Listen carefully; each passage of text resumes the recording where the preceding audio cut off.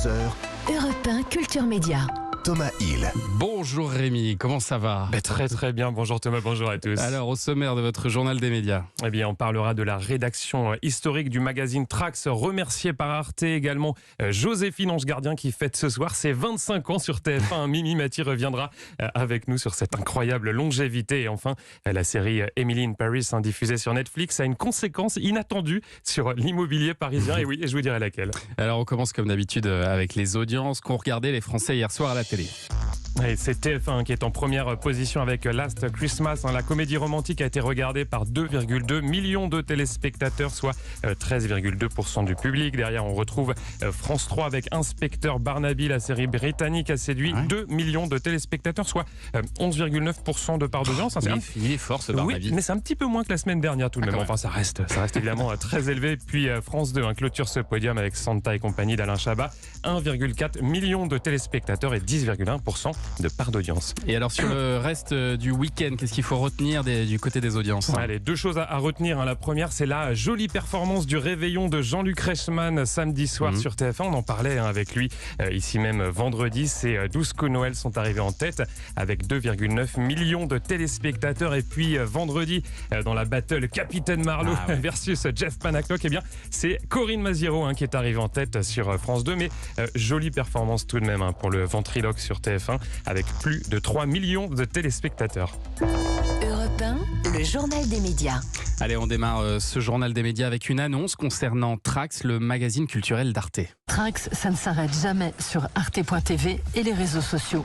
Eh bien, ça va en tout cas s'arrêter sous sa forme actuelle, celle que vous connaissez depuis un petit peu plus de 25 ans. Trax, c'est un programme diffusé le vendredi soir qui fait figure d'ovni dans le PAF, qui défriche toutes les formes de culture. Ça va du hip-hop au street art en passant par les jeux vidéo.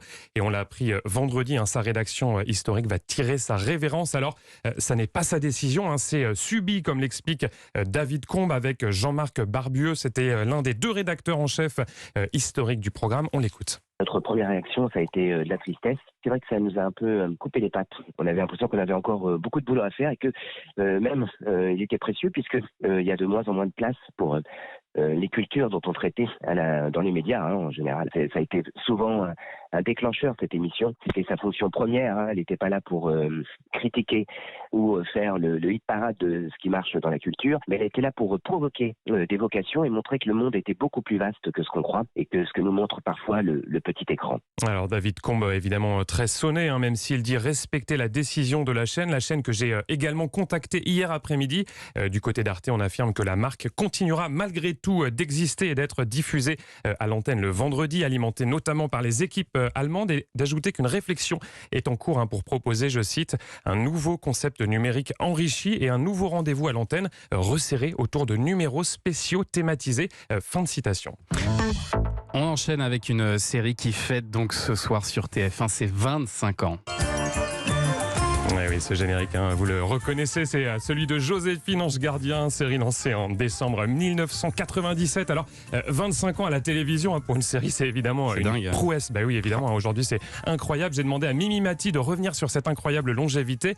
L'occasion pour la comédienne, vous allez l'entendre, de rendre hommage aux dirigeants de TF1 qui ont, à l'époque, osé, selon elle, choisir une personne de petite taille comme héroïne d'une série. Écoutez.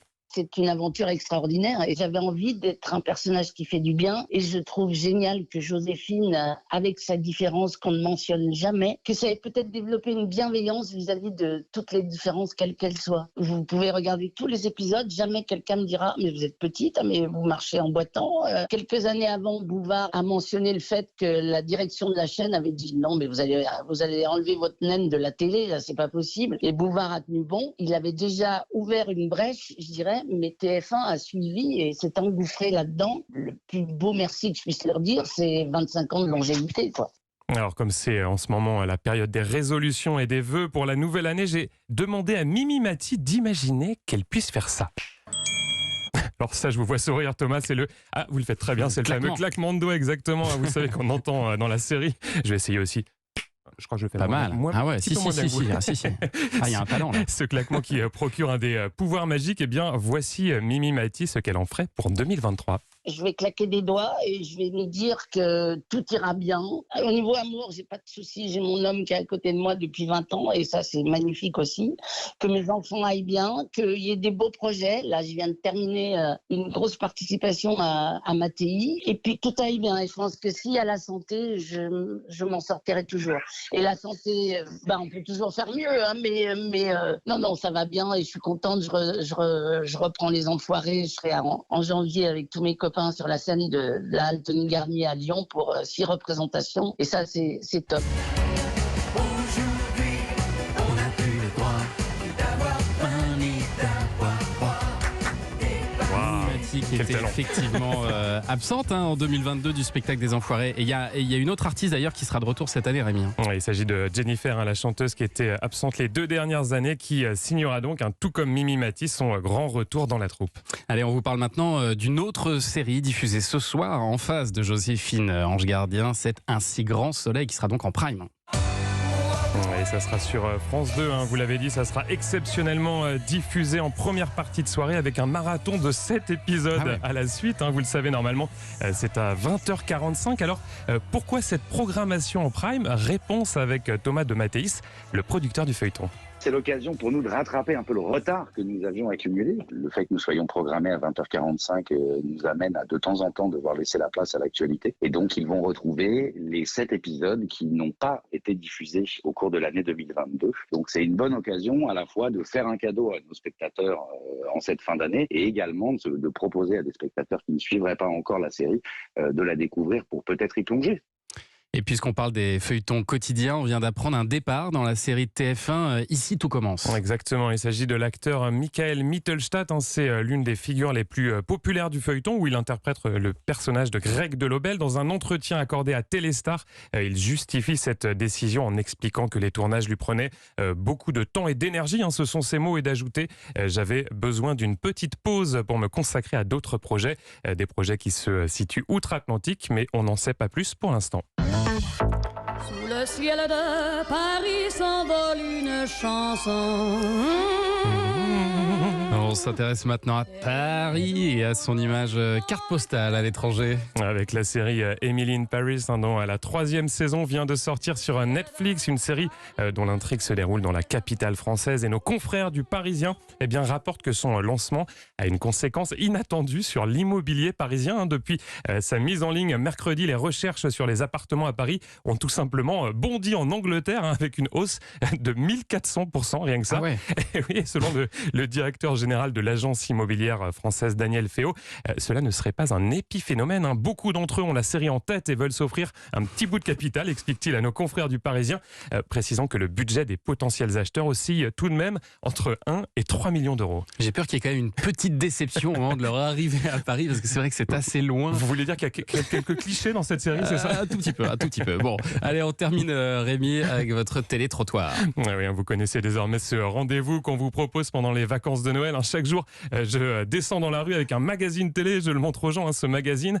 Je leur demande ce qu'ils vont regarder le soir à la télévision. Et aujourd'hui, vous allez l'entendre, ça parle évidemment beaucoup de Joséphine Ange Gardien et d'Un si grand soleil. Écoutez. Là-dedans, je regarderai Un si grand soleil. Il y a du policier, il y a de l'amour, il y a de la jeunesse, il y a de tout. Là, vous avez 7 épisodes à la suite, toute la soirée. Eh ben, c'est très bien. Je vais pas me coucher de bonne heure. Je veux regarder Joséphine Ange Gardien sur TF1. Ça fait des années que je regarde. Elle joue super bien, elle est trop gentille, trop mignonne. J'adore. Si je suis pas trop occupé, on peut se faire un petit Joséphine, histoire de pour le fun, quoi. Mais voilà, c'est un coup Joséphine, un coup le téléphone. On va pas se mettre à 100% dans Joséphine non plus, quoi. Faut pas déconner, quoi. Non. Astérix sur M6, ça fait revenir à ma jeunesse et franchement, top. France 3. J'aime bien Robin des Bois, mais ça dépend avec qui, parce que j'aime bien quand c'est le premier Robin des Bois, moi. Alors c'est un film de 2018, madame. Oh ben non, c'est pas bon. J'ai pas le temps avec les enfants. Je vous assure, la télé, elle est allumée toute la journée, mais j'ai pas le temps. Mais le soir, ils sont couchés, vos enfants? Lui, il couche tard. Mais il a quel âge? Il a 3 ans. Il se couche après 21h15? Oui, malheureusement. Oh, c'est pas sérieux du tout, ça. Vos enfants, ils regardent la télé le soir, Thomas? Mais non, bien sûr, ils vont se coucher, bien sûr. C'est des enfants parfaits. À 8h, ils sont au lit. Évidemment. Merci beaucoup, Rémi Jacob. Toutes ces infos sont à retrouver dans la newsletter média, inscription gratuite sur europe1.fr. Et à demain, donc, pour un nouveau journal des médias.